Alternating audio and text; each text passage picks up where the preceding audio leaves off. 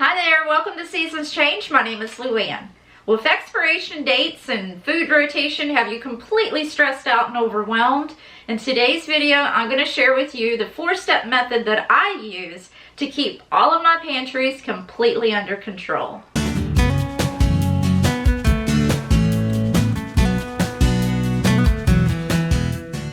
Okay, if you're new to prepping or if you've been prepping for a while, there may come a time that you start feeling what I like to call prepper overwhelm. And that's when you walk into your pantry and all of a sudden everything just stresses you out. You start asking yourself questions like, why am I doing this? Am I stocking too much? Am I wasting money? Am I ever going to be able to use all of this? You know, these questions are perfectly normal, especially as you get deeper and deeper into your prepping lifestyle. And this is why I feel it's so important from the very beginning to establish easy ways to always stay organized. And in today's video, I'm going to take the 3 levels of the prepper pantry and combine that into a very doable system. This is going to help you stay organized and eliminate the fear of all the food waste. This is just a method that I use that works for me and my family and our needs, and you're going to have to decide if this will work the same for you. Let's go ahead and jump right into it. Okay, so the very first step, and what I feel is probably the most important step of establishing this process, is going to be to develop your 3 basic levels in your prepper pantry. Those 3 levels are going to be your working pantry, your short-term pantry, and your long-term pantry. Your working pantry is going to be the one that is usually located in your kitchen or the closest proximity to where the cooking takes place. This is the pantry that is going to be always changing based on recipes, your menus, current events, and even based on the season of the year. So this is the most active pantry of all 3. The second level is going to be your short-term pantry. In the short-term pantry, this is the one that is going to have to be monitored the closest. That's why, for my own peace of mind, and so that I can keep everything fresh and rotated, I try to only stock items that are 3 years or less on that expiration in this pantry. This isn't a pantry that you're going to want to have scattered all over your house. Now, if your pantry system is a shelving system where you keep your working pantry and your short-term and your long-term, that's fine. Just make sure that you keep all of those short-term items grouped together so that it makes the monitoring a whole lot easier. And then the final level is going to be the long-term storage, and these items can be placed anywhere and everywhere. This can go under beds and closets, wherever you can find space to store them. It's going to be perfectly okay because these items usually have expiration dates of 5 years and beyond. And in my case, 3 years and beyond. Some of these items are going to be forever items or go up to as high as 30 years. Now, this step is going to have to be accomplished before the other 3 steps are going to work. And as we go through these steps, you'll understand why. So I really recommend that you take the time to separate your pantry into these 3 categories. It's going to pay off in the long run, and it's definitely going to ease a lot of that expiration stress that we all often feel. Step number 2 is going to be to develop a meal planning habit.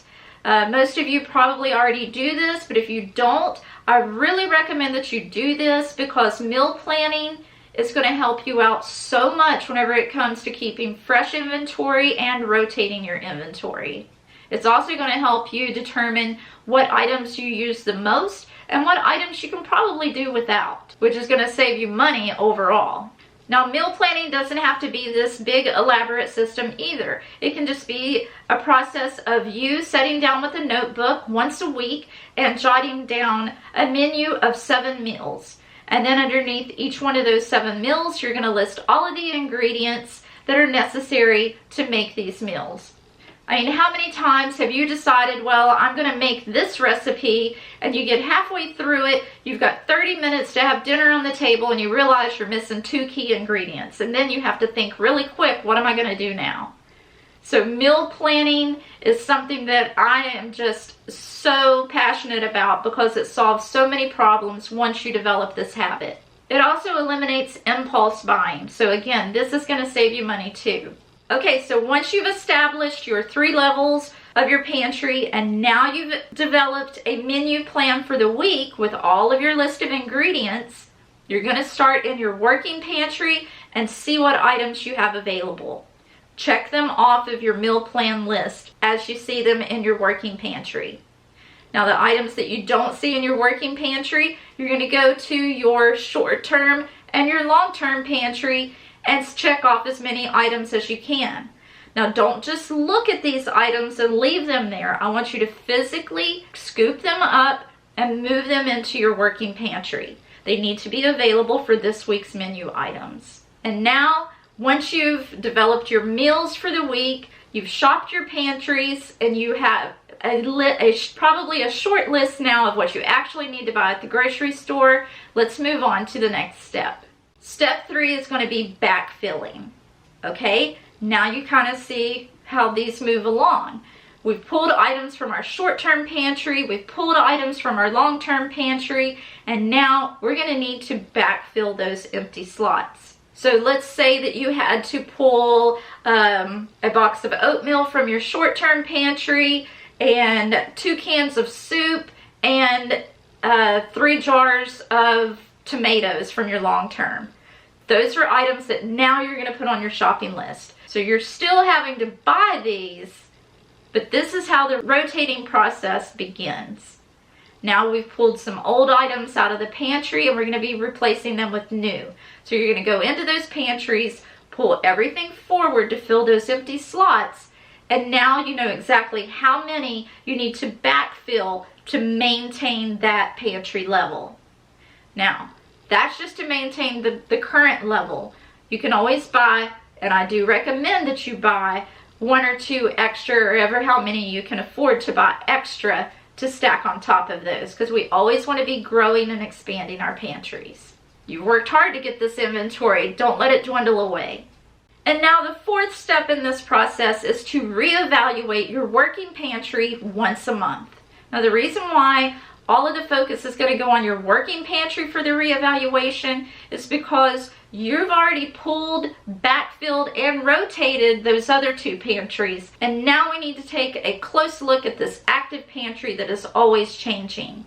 Now in a pantry that's always changing, there may be a lot of items in there that you think that you use on a normal basis that have been sitting there for a while. And the reason why I say to do this evaluation at least once a month is so that you can stay on top of those items, because we definitely don't want our working pantry to expire.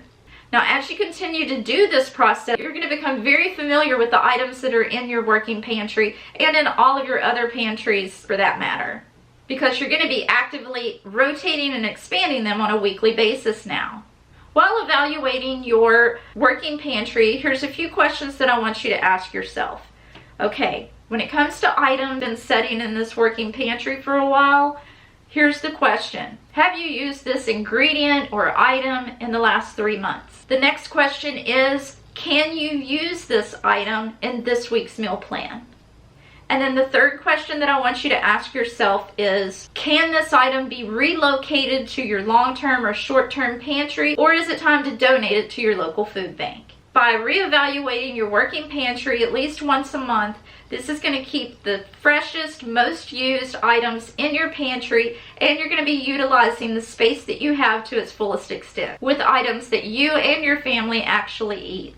And you're going to stop wasting money on items that you don't. Okay, so let's review what these 4 steps are. Number 1, establish the 3 basic levels of your prepper pantry. Step 2, develop the habit of meal planning. 3, backfill and rotate your pantries.